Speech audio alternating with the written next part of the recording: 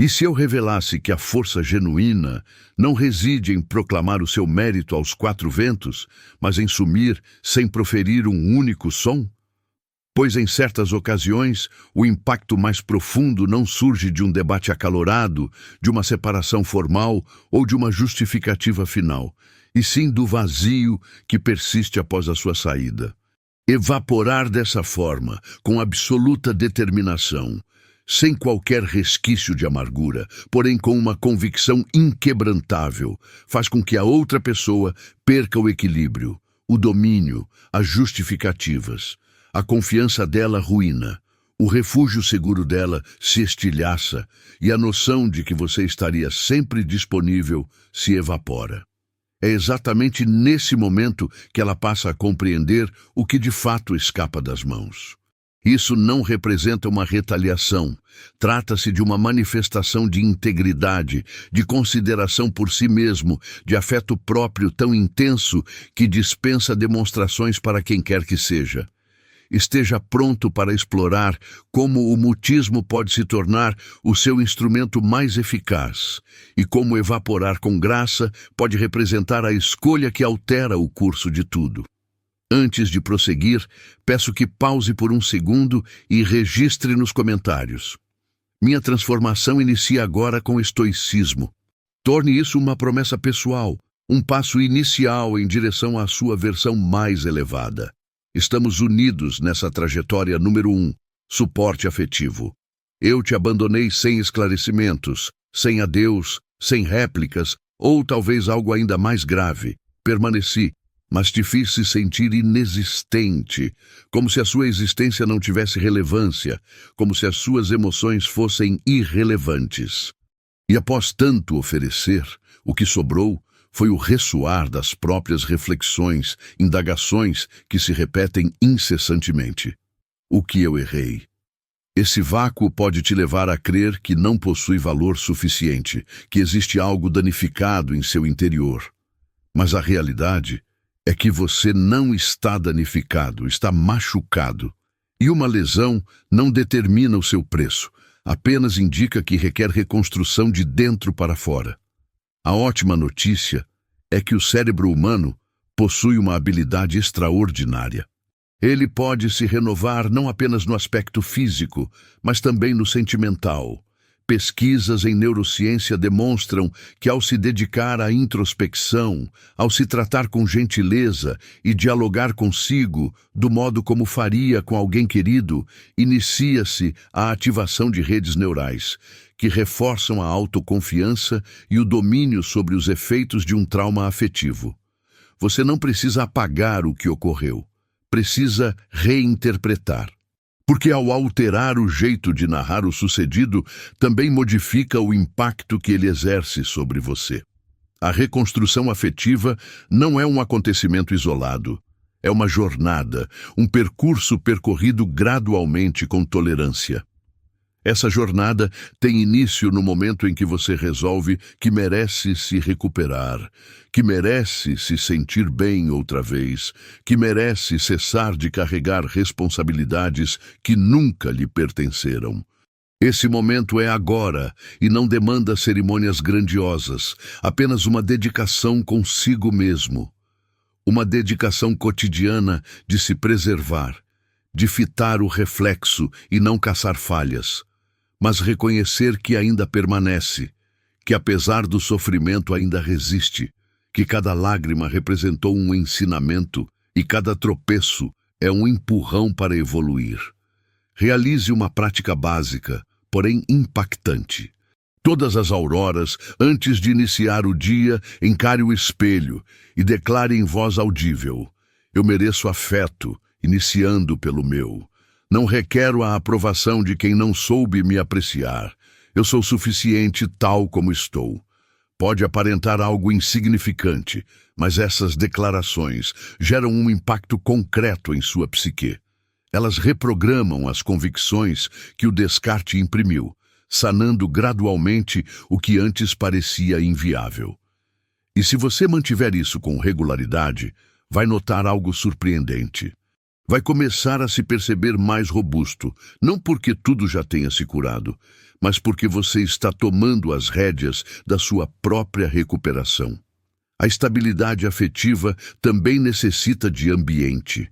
Ambiente para lamentar sem autocrítica, para experimentar sem precisar rotular, para fechar fases sem reviver dores. Frequentemente, o obstáculo não é o que experimentamos, mas o que nos contamos sobre o que experimentamos. Nos rotulamos de vulneráveis por sentir saudade, absurdos por nutrir expectativas, imprudentes por acreditar. Mas você não foi vulnerável por amar, nem ingênuo por se expor. Foi autêntico. E experimentar intensamente não te torna delicado, te torna valente. Porque quem ousa amar também se expõe à perda, e ainda assim você ama. Agora é o instante de se refazer, não para demonstrar algo a outrem, mas para retornar a si, para que quando alguém se aproxime, você não procure completude, mas companhia, para que o afeto pare de ser uma obrigatoriedade e vire uma decisão deliberada. Essa resiliência surge dos rituais mínimos, absorver algo que te motive, escutar melodias que te elevem, buscar indivíduos que te façam se sentir percebido, distanciar-se do que te debilita e aproximar-se do que te reforça. Seu entorno é componente vital da sua recuperação. Envolva-se com tudo que te recorde de sua identidade. Não permita que isso te faça questionar isso. Com o passar dos dias, você vai desvendar algo encantador. O que outrora queimava já não inflama mais. O que um dia foi uma chaga exposta, agora é uma marca que não verte sangue. Você pode evocar sem derramar lágrimas, discorrer sem vacilar, retrospectivar sem se ancorar, porque refazer-se afetivamente não elimina o histórico, mas te desvincula do fardo dele, te converte em alguém mais astuto, mais atento, mais resiliente. E essa edição renovada de você não precisa mais suplicar afeto, porque aprendeu a oferecer a si o que antes caçava em terceiros. Número 2. A potência do mutismo. Há instantes em que o maior gesto de afeto próprio não é dialogar, nem esclarecer, nem tentar fazer o outro captar o que você realizou, experimentou ou ansiava. É calar, é se afastar com integridade. É deixar que o mutismo comunique tudo o que as expressões já não transmitem, porque chega uma fase em que verbalizar excessivamente esgota, perseguir fatiga e se consome. E é precisamente aí que o mutismo vira o seu proteção mais robusta, não para machucar, mas para salvaguardar, não para controlar, mas para te emancipar dessa urgência perpetual de ser escutado por quem nunca pretendeu assimilar. Quando você cessa de dialogar com quem não ouve, algo se altera em seu interior. Já não se resume a triunfar em um embate, nem a fazer o outro visualizar o que desperdiçou. Resume-se a retornar a si, a resgatar sua vitalidade, a preservar sua serenidade. A psicologia positiva revela que indivíduos que se permitem estabelecer distância afetiva do que os fere, superam o estresse e a inquietação bem mais velozmente. Porque o mutismo gera ambiente, e nesse ambiente germinam a lucidez, a resiliência e a autonomia. O mutismo é incômodo, claro, mas também é esclarecedor. Quem não te aprecia se perturba quando você opta por calar, porque perde o domínio. Já não se nutre da tua persistência em sustentar viva uma ligação que só você mantém. O mutismo interrompe o padrão, e nessa interrupção você reassume o domínio que trocou por farelos de consideração.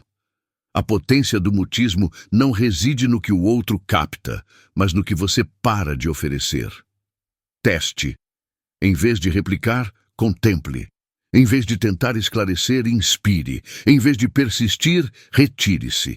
Exercite o mutismo nas interações que sempre finalizam idênticas, nas provocações que só visam te irritar, nos espaços onde tudo o que faz é se justificar por ser quem é. Permita-se não articular nada. Não porque falte conteúdo, mas porque já não precisa persuadir ninguém do seu mérito. Sua tranquilidade vale mais que qualquer debate, e o mutismo é a evidência mais elevada de que você, enfim, aprendeu a se atender. Com o tempo, você vai captar algo impactante. Aquele mutismo que antes te oprimia, agora te alivia. Vai observar que já não requer um arrependimento para avançar, que não depende mais de uma comunicação para ter um dia positivo, que o seu equilíbrio já não orbita em torno de alguém surgir, replicar ou avaliar o que você realizou, porque parou de buscar externamente o que só pode ser erguido internamente. E isso, embora doa inicialmente, é autonomia afetiva. Cessar de dialogar com quem não ouve é uma prática de sanção. Não é arrogância, é afeto próprio. Não é punição, é consideração por si. O mutismo, quando emerge da awareness e não da mágoa, é uma proclamação de autonomia, um modo de afirmar: não requero te persuadir de nada, já ofereci tudo o que possuía. E não se surpreenda se com os dias esse mutismo começar a ressoar no outro. Porque quando alguém se habitua à tua presença perpetual, às tuas comunicações, tua persistência e teu afeto inabalável, a tua falta se converte em um reflexo, uma imagem daquilo que ele desperdiçou, desconsiderou e não soube estimar. Mas quando isso ocorrer, você já não estará aguardando algo, porque não precisa mais que ele retorne. Desvendeu que a única aprovação que de fato conta é a sua. O mutismo te restitui o domínio, te permite contemplar sem reagir, experimentar sem colapsar, sanar sem depender que o outro compreenda a tua angústia, porque o outro não é accountable pela tua restauração. Você é você quem resolve quando o padecimento cessará. É você quem seleciona quando calar e quando dialogar com gentileza consigo. E quando converte o mutismo em recurso e não em refúgio, você se torna alguém que não depende mais do ruído alheio para reconhecer sua essência. Número 3. O preço da falta. Você ofereceu tudo. Ofereceu mais do que qualquer um comum ofereceria. Seu tempo, sua vitalidade, sua proximidade e seus confidências mais íntimas. Escancarou a entrada da sua existência com a fé de quem já foi lesionado, mas ainda possui ousadia para tentar novamente, sem exigências, sem planos, sem disfarces. E o mais agonizante não foi terem te abandonado, foi não terem estimado. Cada ato seu foi acolhido com apatia, como se fosse o básico. Faltou agradecimento, faltou companhia, faltou aceitação. Enquanto você se esvaziava por dentro, o outro nem registrava sua falta. A psicologia já analisou isso repetidamente. Quando você oferece e não recebe, o cérebro lê essa ausência de troca como uma ameaça ao seu mérito próprio. Não é apenas melancolia, é inquietação. Não é apenas frustração, é uma variante sutil de autoabandono. Porque ao persistir oferecendo a quem não te percebe, está comunicando a si que não importa, que seu afeto é ilimitado, que estar acessível para os outros é mais crucial do que estar presente para si. E é daí que emerge o preço da falta, não como retaliação, nem como penalidade, mas como sanção. Às vezes, a única maneira de se preservar é partir. Não porque você deseje lesionar, mas porque precisa se blindar. Porque não dá para seguir disponibilizando sua serenidade a quem nem nota quando a extravia. Você merece pausar desse dispêndio afetivo não retribuído. Partir é um modo de declarar: chega. Chega de mutismos desconfortáveis, de suplicar consideração, de complicar frianças, de persistir em quem nunca permaneceu, porque chega uma etapa em que até o coração mais abundante precisa retornar para si. Então, pause um segundo e execute uma prática transformadora. Feche os olhos e recorde das ocasiões em que ofereceu o máximo de si, das ocasiões em que priorizou alguém acima de você, das ocasiões em que absolveu sem que te solicitassem absolvição. Agora responda com franqueza. O que obteve de volta? Quantas vezes foi você quem manteve tudo enquanto o outro nem notou? Vale realmente prosseguir derramando afeto em um terreno que não produz? Reflita nisso. Medite profundamente e seja verdadeiro consigo. Talvez essa seja a resposta que você aguardava há eras. Ninguém pode te conceder esse instante de clareza além de você. Quando resolver se distanciar, quando optar por evaporar de um espaço onde já não é estimado, algo se desperta em seu interior. A falta, em vez de ser um oco, se converte em um ambiente de permanência. Você começa a se perceber novamente, a se atender, a se priorizar, a compreender que amar não é se imolar até restar nada, e sim dividir a partir da plenitude, não da escassez. Amar é avançar lado a lado com alguém, não atrás de quem nunca pausa para te fitar. O efeito é impactante. Você capta que não perdeu ninguém. Você se localizou, não foi descartado, foi reencaminhado, e o seu mérito não reduziu porque alguém não soube captá-lo. Pelo contrário, ele reluz mais intenso agora, porque enfim é você quem o capta. Você começa a salvaguardar sua vitalidade como o patrimônio que ela representa. Começa a estabelecer fronteiras, não por irritação, mas por afeto próprio. Passa a cultivar vínculos distintos, fundamentados em estima, troca e paz, onde não há urgência de demonstrar o próprio mérito, porque ele é notado desde o princípio. E se alguém não capta isso, você simplesmente não desperdiça energia tentando esclarecer. O mutismo vira seu abrigo. E dentro desse mutismo não há angústia, há lucidez, porque quando você deixa um espaço onde já não prospera, a existência te presenteia com áreas onde pode florescer. Então não tema partir, nem sinta remorso por evaporar, porque essa falta é sua preservação. Nesse é renascimento. E nessa distância é o ambiente essencial para que um dia alguém estime sua presença como ela merece. Número 4. Cesse de perseguir os outros. Cesse de caçar quem não se preocupa em te aguardar. Cesse de impor diálogos, de persistir em ser notado, de buscar indícios onde há mutismo. Porque enquanto seguir caçando os outros para se sentir aceito, seguirá existindo uma existência que não é sua.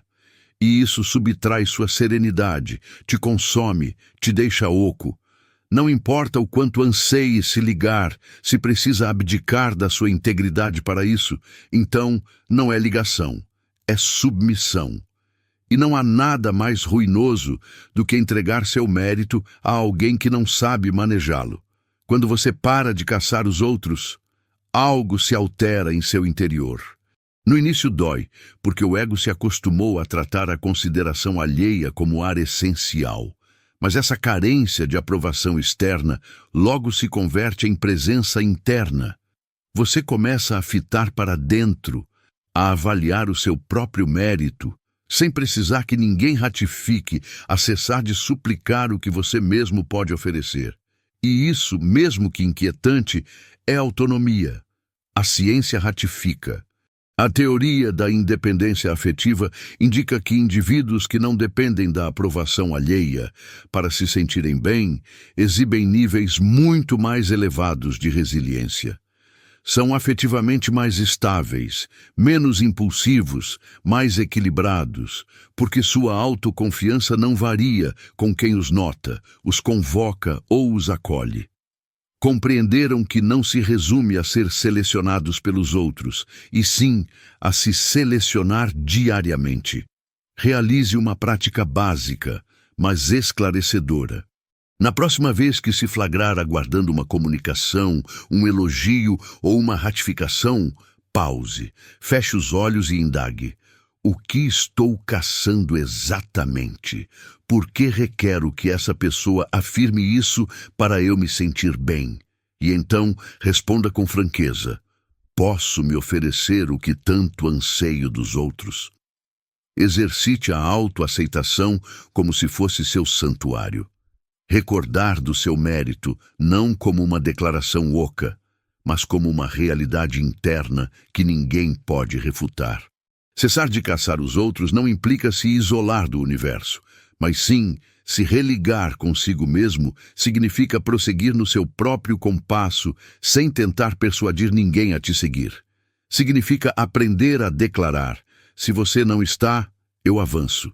Se você não me seleciona, eu me seleciono. E isso altera completamente sua vitalidade. Você para de atuar por carência e passa a atuar por plenitude. Não dá mais para obter. Dá porque deseja. Não ama mais para ser amado. Ama porque já se sente completo. Quando cessa de caçar, inicia a atrair. Porque as pessoas captam quando você está em paz consigo, quando não espera ser resgatado, quando sua serenidade não depende da companhia de ninguém. E isso, por mais paradoxal que pareça, te torna atraente.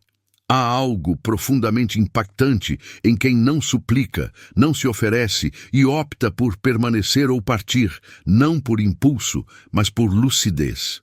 E sim, talvez você perca alguns indivíduos no trajeto, aqueles que só te desejavam quando era simples de dominar, que se sentiam superiores ao te ver caçando ou que nunca pretenderam permanecer. Apenas se beneficiaram de ser ansiado. Mas o que você vai obter na troca é incalculável: serenidade, equilíbrio e resiliência interna. Você vai conquistar uma existência onde decide com quem, como e quando se dividir. Hoje pode ser o dia em que você cessa de caçar, senta, inspira e declara a si: não requero demonstrar nada para ninguém, porque o que eu represento não depende dos olhares que me fitam, e sim da maneira como eu me percebo. Ninguém externo vai te completar se você não se estima primeiro. A única ratificação que te ampara é a que surge de dentro. Quando assimila isso, nunca mais caça ninguém. Passa a avançar sem receio, sem inquietação, sem o fardo do espero que deseje. E nesse trajeto, sem notar, virá alguém que já não caça se adaptar, porque já se sente pleno. E quando isso ocorre, o universo se altera, porque enfim você inicia a existir conforme suas próprias regras. Número 5. O ego e o desenvolvimento individual. Às vezes, não é o exterior que te bloqueia de progredir, é o seu próprio ego. Essa voz interna afirma que você está sempre correto, que necessita de aceitação para se sentir relevante, que deve demonstrar continuamente o seu mérito, como se sem aplausos você deixa de ser adequado. O ego se mascara de potência, mas a realidade é temor. Temor de ser ignorado, de não ser notado, de não se sobressair. Enquanto atender a ele, existirá uma competição incessante contra todos os que estão ao seu redor, como se o seu mérito estivesse atrelado a superar os demais. A questão não reside em possuir ego, pois isso é inerente a todos. A dificuldade surge quando o ego toma as rédeas, transformando toda observação em risco, todo mutismo em desdém, e o êxito dos outros se converte em fracasso próprio. Desse modo, ao invés de edificar sua trajetória, você se dedica a salvaguardar sua fachada, resguardando uma imagem de si que possivelmente já não reflete quem você verdadeiramente se tornou. É nesse ponto que o progresso para, já que ninguém avança sem a prontidão para se confrontar com sinceridade, admitir falhas e afirmar: eu falhei, mas posso evoluir. A pesquisa científica respalda isso. Várias investigações na área da psicologia indicam que indivíduos controlados pelo ego enfrentam maiores obstáculos para absorver conhecimentos, se ajustar e formar laços saudáveis. Isso ocorre porque sua essência está tão entrelaçada à busca por aceitação externa que qualquer dúvida parece um assalto. O ego impede a adaptabilidade, a modéstia, a exposição, mas o autêntico desenvolvimento surge precisamente disso, da aceitação das próprias restrições, equívocos e aspectos obscuros. Cultive a modéstia como uma rotina cotidiana, não como debilidade, mas como decisão deliberada de não permitir que o sussurro do ego guie suas escolhas. E ao notar que ele se agita ao se magoar, ao se aborrecer porque alguém não reconheceu seu esforço, ou ao se medir constantemente, pause e inspire profundamente. Indague a si mesmo: isso de fato afeta meu mérito ou apenas machucou meu orgulho? Treine para diferenciar o que abala sua alma do que só irrita seu ego. Pois a maior parte das lutas internas nada mais são do que cicatrizes de vaidade não tratadas. A compaixão por si mesmo também é crucial, porque frequentemente o ego não surge de um excesso de autoestima, mas de sua carência, de uma fragilidade tão intensa que se disfarça por trás de realizações, cargos e elogios. Mas você não requer demonstrar algo para ser merecedor. Não precisa estar sempre correto para ter valor. Não necessita ser idolatrado para conquistar admiração. Quanto mais afeto você se oferecer internamente, menor será a busca por aprovação externa. E isso representa um dos principais indicadores de amadurecimento afetivo. Deixar de depender de confirmações contínuas para se sentir em harmonia consigo. Ao iniciar o processo de calar o ego, sua perspectiva se altera. Você começa a observar com maior nitidez, escutar com maior receptividade, se livra do fardo de fingir e, subitamente, o universo para de ser uma disputa e passa a ser uma possibilidade. Uma possibilidade de absorver lições de todos, inclusive dos que te questionam, de avançar com cada deslize em vez de ocultá-lo, de se revelar sem receio de exibir suas falhas, porque já não precisa aparentar perfeição, apenas ser genuíno. E o que é genuíno, ou autêntico, ou independente de máscaras, é exatamente o que revoluciona sua existência. Com o passar dos dias, essa rotina de modéstia se transforma em potência. Você já não responde com fúria ao ser corrigido. Já não briga por destaque. Já não se mede com os outros, porque compreendeu que o autêntico domínio não reside em subjugar terceiros, mas em dominar a si próprio. Não em triunfar sobre alguém, mas em superar a versão anterior de si. E esse tipo de conquista é o mais relevante, pois não depende de aplausos, não some com os tropeços e não se abala quando o mundo não te nota. Número 6. O significado da imparcialidade. Por vezes, o que mais emancipa não é o perdão, nem o ouvido, nem mesmo uma justificativa. É a imparcialidade, essa tranquilidade quieta que emerge quando você opta por cessar as respostas ao que antes te desestabilizava. Essa seleção intencional de não desperdiçar mais nenhuma porção de vitalidade com quem não a merece. E não, isso não representa frieza, nem vaidade, nem retaliação. É preservação psicológica, é autorrespeito. É dominar o afastamento afetivo sem necessidade de alarde ou embate. Porque ao dominar a imparcialidade, quem te fez se sentir insignificante restitui tudo o que te roubaram, sua expressão, sua honra, sua resiliência. A vinculação afetiva te converte em prisioneiro das condutas e falas alheias, te faz aguardar comunicações que não chegam, absolver comportamentos que se repetem, ausências que ferem. Mas ao eleger a imparcialidade, você declara a existência. Absorvi o ensinamento. Não requero mais demonstrar algo. Não vou suplicar afeto onde só obtive restos. E isso te confere autoridade, uma autoridade muda, mas inabalável, porque o verdadeiro comando afetivo não se proclama, mas se mantém sereno enquanto o entorno perde relevância. A ciência endossa. Pesquisas em psicologia revelam que indivíduos emocionalmente resilientes se beneficiam ao se desvincularem, não por apatia, mas por reconhecerem que sua identidade não se baseia em um laço, em uma aceitação ou em um olhar externo. A imparcialidade autêntica não anestesia, ela ilumina, Não endurece, resguarda, possibilita definir fronteiras sem espetáculo, ser autêntico sem solicitar autorização. Porque não é essencial ser compreendido por quem optou por te ignorar. Basta ser leal a si. É nesse instante que o ponto de inflexão real inicia, ao deixar de reagir ao que não contribui, ao se converter em alguém que não age por instinto, mas com discernimento. Realize uma prática.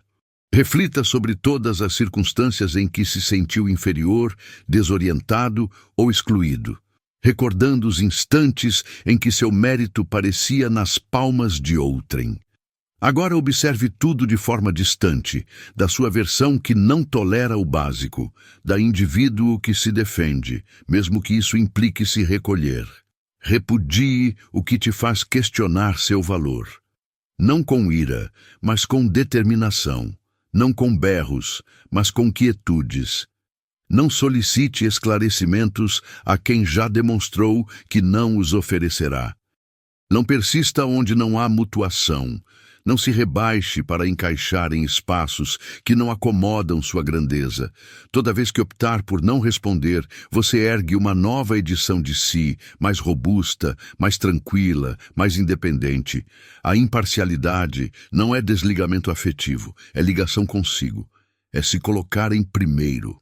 É compreender que sua serenidade não se barganha, que não se pode entregar seu equilíbrio a indivíduos volúveis, que seu tempo é valioso e que quem não o aprecia simplesmente não merece participar da sua jornada. Dominar a imparcialidade é se conceder a cura, é aceitar que nem tudo precisa ser resolvido, nem tudo precisa ser compreendido, nem tudo precisa ser consertado. Algumas coisas só precisam ser liberadas, e algo extraordinário ocorre ao finalmente executar isso. Ao cessar as reações, as pessoas revelam sua essência verdadeira. Alguns somem porque não podem mais ser controlados. Outros tentam retornar porque sentem falta da influência que exerciam sobre você, mas agora você é outro. Agora sabe que seu mutismo perturba mais do que qualquer frase, que sua falta pesa mais do que uma presença obrigada e que não há maior prova de autoridade do que contemplar com serenidade o que antes te arrasava. Este é o seu instante de resgatar o que ofertou, de retornar a si com todas as lições absorvidas, de prosseguir com a fronte erguida, não porque o universo te ovaciona, mas porque você elegeu isso. A imparcialidade não é barreira, é portal. Um portal que te leva diretamente a uma existência onde não é cativo de ninguém, onde não requer provar algo, onde a tranquilidade não é o fim, é o início. E isso, creia, ninguém pode bloquear. Número 7. A dinâmica do domínio afetivo. Após se distanciar, após resolver não replicar, não buscar, não suplicar, algo intrigante geralmente surge. Aquele indivíduo que antes aparentava desinteresse inicia a reaparecer, não porque se transformou, nem porque agora te aprecia de fato, mas porque perdeu algo que para ela supera o seu carinho, o domínio. E é nesse momento que se inicia a verdadeira partida, a partida do domínio afetivo. Uma partida em que muitos se enredam sem notar, porque ela se mascara de remorso, de nostalgia, de ternura.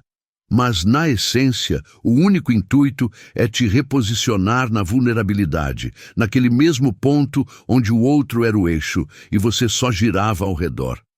A psicologia social esclarece bem isso. Quando alguém não evoluiu, mas percebe que está perdendo influência sobre você, tende a recorrer à manipulação afetiva. Brincam com sua saudade, com suas cicatrizes, com sua necessidade de conclusão. Retornam com expressões suaves, memórias romantizadas, juras falsas de alteração. Mas se analisar com cuidado, notará que o ciclo é idêntico. Eles não desejam reparar o que arruinaram, desejam readquirir a autoridade que escorreu. E é aí que você deve ser mais resiliente do que jamais, porque o risco não está no retorno deles, mas em você relaxar a vigilância por ilusão, por afeto mal interpretado ou por temor à solitude. Você não precisa de outra oportunidade para validar o que já constatou, nem de outro diálogo para compreender o que já sabe. O que precisa é permanecer sólido na resolução. Porque quando alguém tenta te manipular, o que menos antecipa é que você responda com serenidade, com mutismo e com imparcialidade. Essa é sua ferramenta mais potente. Não reaja. Experimente. Na próxima ocasião em que alguém que te machucou tente regressar com pretextos, com saudade ou com remorso, não ingresse nessa dinâmica. Observe, inspire, não se esclareça, não se defenda, não corra para oferecer uma segunda oportunidade só porque conhece a sofrimento. Essa pessoa conta com suas fragilidades afetivas, com seu anseio por harmonia, com seu espírito generoso, mas você já não é o anterior. Agora, compreende que nem todo retorno é sincero. Alguns regressam porque não toleram sua falta, não porque prezam sua companhia. Ao aprender a replicar com imparcialidade, não está sendo insensível, está sendo prudente, está resguardando o que tanto esforço custou edificar, sua tranquilidade, sua honra, seu caminho de recuperação. Está declarando sem vocábulos que seu equilíbrio não está acessível para quem não soube zelar por ele. E essa réplica, por mais básica que pareça, desestruturada qualquer intento de manipulação. Porque o manipulador necessita que você responda, que se enfureça, que se desoriente, que precise dialogar. Mas ao escolher o silêncio, ele perde a partida. E é nisso que reside o autêntico mérito. Quanto mais você exercita o desapego afetivo, maior comando tem sobre si. Já não te abala uma comunicação surpresa, nem um encontro fortuito. Já não precisa discernir se o que te falaram foi sincero ou falso, porque seu equilíbrio já não se baseia nisso. Baseia-se em você, no que tolera, no que permite e no que resolve finalizar. Com o tempo, quem tentou te manipular vai se afastar. Não porque você o expulsou, mas porque sua imparcialidade demonstra que a autoridade se esvaiu. E esse instante é encantador. Não requer retaliação nem esclarecimento, só serenidade. Seu maior êxito é existir em serenidade, sem portar o que não te cabe, sem reabrir acessos que um dia você trancou com dor, mas que hoje te ancoram com solidez. Essa dinâmica de domínio afetivo só persiste se você resolver participar. Mas ao eleger abandonar o campo, ao optar por não ceder a provocações, ao preferir a tranquilidade ao espetáculo, então ninguém pode te atingir, porque você já não está acessível para partidas. Está acessível para si, para uma existência mais suave, mais consciente, mais própria. Isso ninguém pode roubar de você. Número 8. Quebrar ciclos de vinculação afetiva. Romper com a vinculação afetiva não é fácil, mas é vital para reassumir o comando da própria jornada. Porque existir aguardando que alguém te confirme, te resgate ou te complete é entregar sua autoridade nas mãos de outrem. Enquanto persistir assim, você vai oscilar em uma gangorra afetiva. Sobe ao receber foco, desce ao ser desconsiderado. Se sente pleno ao ouvir declarações de afeto, mas se abate ao se distanciarem. Ninguém suporta existir dessa forma, porque o afeto buscado externamente só ganha significado quando já existe internamente. A vinculação afetiva nem sempre é óbvia no início. Às vezes, se disfarça de paixão intensa, de doação total, de fidelidade absoluta. Mas ao examinar mais profundamente, você notará que muitas vezes não está amando o outro, está rogando para não ser descartado, não está erguendo um laço equilibrado, está tentando tapar buracos que vêm de épocas anteriores. E isso machuca, porque ninguém te instruiu a ser sua própria origem. Ninguém te informou que tudo o que busca já reside em você. A psicologia cognitiva é explícita. Quem quebra os ciclos de vinculação desenvolve uma resiliência maior, aprende a gerir melhor as sensações, toma decisões mais lúcidas e forma conexões mais harmoniosas, porque não age mais pelo receio, mas pela lucidez. Já não se prende, seleciona. Já não teme a solitude, aprecia o silêncio e a própria presença. E ao atingir esse estágio, a existência se modifica por completo. Inicie identificando os laços em que você se sente diminuído do que é, em que precisa de respostas para se acalmar, em que a inquietação reina sempre que o outro se distancia, cala ou não age como previsto. Analise suas respostas sem crítica, apenas admita, porque só o admitido pode ser mudado. Em seguida, inicie a definição de fronteiras, não para punir com sofrimento, mas para salvaguardar sua tranquilidade, para recordar que seu coração não foi criado para carregar cargas que não lhe cabem. Uma fronteira pode ser tão básica quanto cessar respostas instantâneas, não detalhar cada sensação, recusar quando antes sempre aceitava ou se distanciar para respirar ao sentir que está perdendo o controle. Cada fronteira que você impõe é uma afirmação muda: meu equilíbrio importa. E não é requerido que o outro entenda ou aceite. Basta que você sustente. No princípio, vai sentir temor porque quebrar um ciclo é pisar em terreno novo. Vai desejar regredir, vai achar que está exagerando, vai pensar que talvez espere excessivo. Mas não se iluda. O ciclo da vinculação sempre tenta disfarçar o apego, sempre murmura que é afeto, quando na verdade é pavor de perda. E ao finalmente notar isso, compreende que afeto não é rendição, é autonomia. É poder permanecer por escolha, sem precisar rogar para não ser abandonado. É ter em mente que o único laço que precisa ser perpétuo é o que você edifica consigo, porque, ao aprender a se autossuficiente, nada e ninguém tem mais capacidade de te desestabilizar. Vai te murmurar que sem essa pessoa você não resistirá, que ninguém mais te compreenderá assim, que ao soltar vai perder algo precioso. Mas a realidade é que o que você ganha é ainda mais valioso, sua autonomia afetiva. E ao iniciar a viver sem essa âncora, tudo se torna mais leve. Você já não busca quem te afete para se sentir merecedor. Já não vive em vigília com medo de deserção. Já não calcula cada expressão, cada ato, cada pausa, porque finalmente entende que quem permanece, permanece por desejo, não porque você precise, e que você merece conexões que surgem da eleição, não do temor de solitude. Quebrar com a vinculação afetiva é um caminho que demanda tempo, mas cada avanço que dá rumo a si é um avanço que te distancia do vazio. Percebe então que a tranquilidade que procurava nos outros sempre te aguardou no silêncio, que a segurança que queria que alguém te oferecesse brota quando você mesmo se protege, e que a estabilidade nunca esteve em dominar o externo, mas em se ancorar internamente. Número 9. O significado da sua vitalidade. Sua vitalidade é a existência, é o mais precioso que há em você, e ainda assim a distribui diariamente como se fosse inesgotável.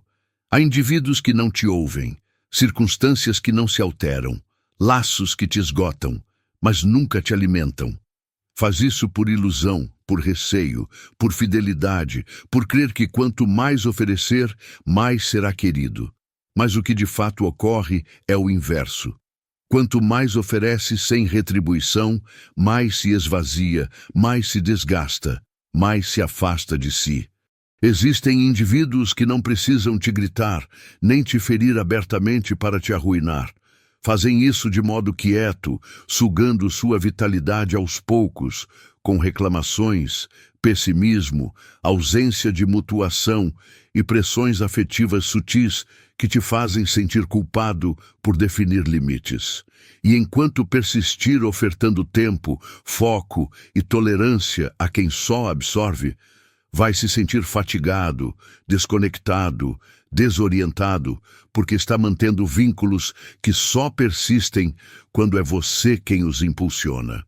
A neurociência já demonstrou que conexões afetivamente exaustivas não impactam só seu humor, mas também sua saúde corporal. Elevam o cortisol, diminuem a foco, desregulam o repouso e geram cansaço persistente. Não se resume apenas a indivíduos complicados, mas a ambientes que roubam sua essência. Seu corpo está te alertando o que você reluta em aceitar, que não dá mais para investir vitalidade onde não há retorno. Faça um balanço honesto. Analise seu círculo. Pense sobre com quem se sente leve e com quem se sente esgotado, diminuído, perdido. Quem te impulsiona e quem te reprime, quem te ouve sem criticar e quem só surge quando necessita de algo. As respostas já existem e não é preciso cortar tudo de imediato, mas é essencial iniciar as escolhas. Diminuir o tempo com certos indivíduos não é crueldade, é autopreservação. Cessar diálogos forçados não é insensibilidade, é honra. Se afastar do espetáculo não é apatia, é amadurecimento. Você define onde posiciona sua vitalidade e essa definição molda sua existência, porque onde direciona seu foco, é lá que você se expande. Se em laços tóxicos, expande sua inquietação. Se em disputas eternas, amplia seu esgotamento. Mas se a orienta para si, para suas iniciativas, entusiasmos e recuperação, expande sua serenidade, expande sua lucidez, expande sua potência. E por isso é impossível abraçar tudo simultaneamente. Não dá para zelar por todos e se negligenciar. Não dá para ser brilho na existência alheia enquanto vive em sombras internamente. A existência te demanda equilíbrio. E esse equilíbrio inicia ao compreender que resguardar a própria vitalidade não é egoísmo, é inteligência. É eleger existir com intensidade e não apenas resistir. Ao iniciar a resguardar sua vitalidade, nem sempre o entorno compreende. Alguns se magoam, outros te rotulam de egoísta, porque estavam habituados à sua doação constante, ao seu sim automático, à sua disponibilidade ilimitada. Mas você já não está para manter dinâmicas unilaterais, já não está para portar cargas alheias, já não está para extinguir chamas em vidas externas, enquanto as suas te consomem por dentro. Porque compreendeu que sua vitalidade é limitada e que deve empregá-la com astúcia. E o mais belo é o que inicia ao ocorrer essa alteração. Você se sente mais leve, desperto com maior nitidez, recupera o ânimo por assuntos que antes pareciam pesados, sua mente se ordena, seu coração se aquieta e começa a atrair outro tipo de conexões. Indivíduos que contribuem, que honram, que não precisam te esgotar para se sentirem bem, porque você já não vibra na carência, vibra na completude, no equilíbrio, no autorrespeito. Zelar pela sua vitalidade não é apenas uma expressão atraente, é um ato transformador. Decida que seu equilíbrio é relevante, que sua tranquilidade é essencial, que você não está disposto a continuar se desgastando por preservar o que já não tem lógica. Então, a partir de agora, seja mais criterioso, não por superioridade, mas por inteligência. Não porque se julga superior, mas porque finalmente compreendeu que merece o superior. Isso inicia por você, por como se cuida, pelo que tolera, pelo espaço onde elege estar, porque onde posicionar sua vitalidade, ali sua existência prosperará. Número 10. O mérito de ser sua prioridade. Ser prioridade não é egoísmo, é preservação afetiva. É essencial notar que se você não estiver equilibrado, nada ao seu redor estará. Que se não se zelar, ninguém o fará como necessita. Que se não se eleger, terminará aguardando que outros o façam. Isso te esmaga, porque ninguém é obrigado a te oferecer o que você mesmo não se oferece. O dia em que resolver se posicionar em primeiro, tudo começa a se encaixar. Você não age mais para satisfazer, para se adaptar ou ganhar afeto. Age porque se deve honra, porque merece tranquilidade, porque entende que sua existência não pode se basear no carinho de outrem. Ao viver em busca de confirmação externa, cada ato, cada expressão, cada falta tem capacidade de te demolir. Uma comunicação que não chega, uma réplica gélida, uma conduta apática. Tudo isso te desestrutura porque depositou seu equilíbrio nas mãos alheias. E esse é um local arriscado para deixar o mais vital que você possui, sua serenidade. A neurociência valida. Pesquisas recentes indicam que a rotina diária de compaixão por si e introspecção permite ao cérebro restaurar a autoestima e diminuir a tensão. Ou seja, ao se priorizar, sua mente inicia a se recuperar, seu sistema nervoso se equilibra, sua visão de si se aprimora, sua vitalidade se transforma. Inicie por algo básico. Reserve momentos todos os dias só para você, não para obrigações ou respostas a terceiros. Momentos que sejam seus, exclusivos, intocáveis. Pode ser um passeio, uma contemplação, uma leitura, uma atividade física ou mesmo uma pausa em quietude para se escutar. Faça sem remorso, sem pretextos, sem propósito específico, porque estar consigo não deveria ser o último na sua agenda, deveria ser o inicial. Você direciona vitalidade a todos, exceto a si, negligencia a fundação sobre a qual tudo se ergue. E ao executar isso, algo inicia a se restaurar, seu olhar se modifica. Você não se percebe mais pelos olhares alheios, mas pelos seus. Já não precisa que afirmem seu mérito. Você sabe, sente, porque seu mérito não se negocia com foco ou companhia de terceiros. Você resolve, e esse é o início de uma mudança profunda, porque ao se tornar sua prioridade, você se torna mais exigente. Não tolera o que não se harmoniza com sua tranquilidade. Não persiste onde não há mutuação, não batalha para sustentar o que claramente te fere. Pois agora sabe que perder alguém nunca será pior do que perder a si.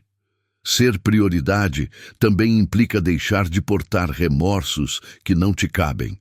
Deixar de se super-explicando, deixar de estar acessível o tempo todo para todos, exceto para você. Dominar a recusar sem temor, dominando a encerrar fases com honra, dominando a se eleger, mesmo que isso implique frustrar aqueles habituados a te ver ceder. E mesmo que no começo você se sinta incompreendido ou criticado, com o tempo descobrirá algo extraordinário. Você estará mais sereno, mais independente, mais autêntico. E sim, há quem não compreenda, quem pergunte o que alterou, o que te tornou frio, afastado, mudado. Mas não é frieza, é lucidez, não é afastamento, é autozelo, não é ego, é afeto próprio. Porque ao se priorizar, você não está rechaçando os outros, está cessando de se rechaçar. Está restaurando aquela parte de você que sempre acreditou que o afeto era se doar inteiramente, que para ser querido era preciso oferecer tudo, mesmo sem retribuição. Então, chega o instante em que você se observa no reflexo e vê alguém alterado, mais calmo, mais sólido, mais consciente. Alguém que não aguarda que a existência o eleja porque já se elegeu. E essa edição de você é invencível, pois não precisa ter tudo resolvido para se sentir sereno. Não precisa estar em harmonia, viver de dentro para fora, afetuando sem se dissolver, prosseguindo sem se arrastar, se elegendo sem remorso. Se esta mensagem ecoou em você, haja agora mesmo. Registre nos comentários. Minha transformação inicia agora com o estoicismo. Faça isso como um recordatório do seu pacto com disciplina, excelência e evolução pessoal. Encontramo-nos no próximo conteúdo.